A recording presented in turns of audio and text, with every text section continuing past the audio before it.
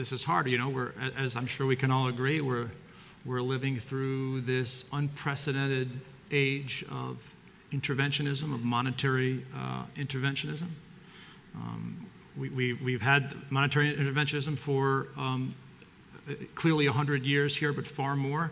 But again, what's special about today is sort of the degree of it. We're on uncharted waters. And the scariest thing about this in many ways is, of course, we know the Fed has been doing all it can do. We've got rates pinned at zero. We've never seen this before. We should all be very scared about this environment. The other weird thing about this is there still isn't consensus about what's wrong with this. We don't really seem to care about what's wrong with this. For instance, in the Republican debates, primary debates, we're not even talking about it. I think, to me, that's extraordinary. And I don't know if it's telling us that nothing is really going to be solved about this, but it's not. There's nothing like a crisis to sort of open our eyes to this. And I absolutely, firmly believe that this is coming. Maybe we can all agree on this. There's a number of ways we could see it. Maybe we could talk about that a little bit. But what the Fed is ultimately doing is it's sort of squeezing us all into this trap. It's forcing us all to chase yield, to extend for yield. This is what Wall Street is about. Wall Street today is about not fighting the Fed, going with the Fed. There are no real independent investment themes out there. This is really all there is. And we've all sort of been forced into doing this. And in doing that, we're sort of the sheep, and the Fed is sort of our shepherd. But as Jung said, the shepherd's staff will turn into a rod of iron, and they will lead us to slaughter. So I think we need to be very, very, very aware of this. What would you guess that the next crisis? Again, we'll really put you on the spot here. What would you guess? What form would you guess the next crisis will take, and when would you guess that it would happen? And of course, we are guessing here, obviously. Yeah. So the timing is the billion-dollar question. And because the timing is so hard, it's very important that what we do now, we do in a way that strengthens our hand.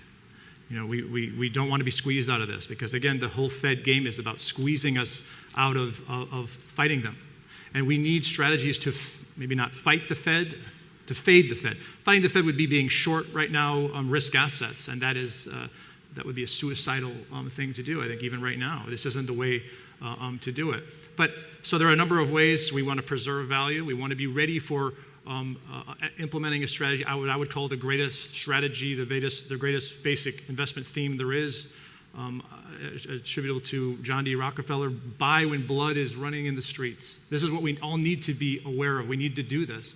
So we need to think of our next trade right now, not as the winning trade, not as the one that's going to make us all of our return, but as a means to that trade that's going to come, when there's this sort of liquidation of malinvestment that is coming. So we need to be able to, we can get into more specifics perhaps, but we need to have a strong hand. We need to think about doing something now that gives us a means toward the great generational trade that's to come. Could you give us a couple of general examples of that kind of position that you want to hold? Yeah, so we know that throughout human history, gold metals have been the store of value. And this idea of fiduciary media is something that's not decreed by governments. It's something that happens organically. Millennia ago, it was cattle, because it was something that was very saleable. Currencies fiduciary media needed to be saleable. It became gold. It became gold-backed currency. It became fiat currency. But we need to think about something like that that's a store of value. It's not capital. Let's be very clear that when we invest in things like precious metals, it's not capital. We know it's not productive. We can't all spend the rest of our lives just owning gold. Civilization would come to an end. Capital is something that creates, it's the tools for future productivity. It's the way civilization progresses. But what we need to think about now is not that trade by which we make a return, by which civilization progresses, but it's how we allow ourselves to make that trade later. So, stores of value would be a way to do that. Even, I know it's hard, even currency, our currency is being systematically destroyed, but to be in short-term cash is even better than reaching out for risk assets. I mean, the dumbest trade in the world today, what makes you feel like the greatest fool, obviously it would be short the market, but just being in cash. The Fed is making you look and feel like an idiot. That might be one reason why short-term it is the right trade. We just have to remember when we think about precious metals that there is probably no better long-term sort of store of value. Maybe certain sustainable agricultural land is even better because it's also productive. But what we got to remember is, when the liquidation happens, which it inevitably is going to happen, it's going to collapse the debt will collapse by its own weight. It doesn't need the Fed necessarily to pop that bubble. What that is the destruction of dollars. And we have all of this currency that's been created, all this money that's been created out of thin air. And when all that debt is liquidated, particularly when it's forced liquidated, you might as well put all this cash in a big pile and light it on fire.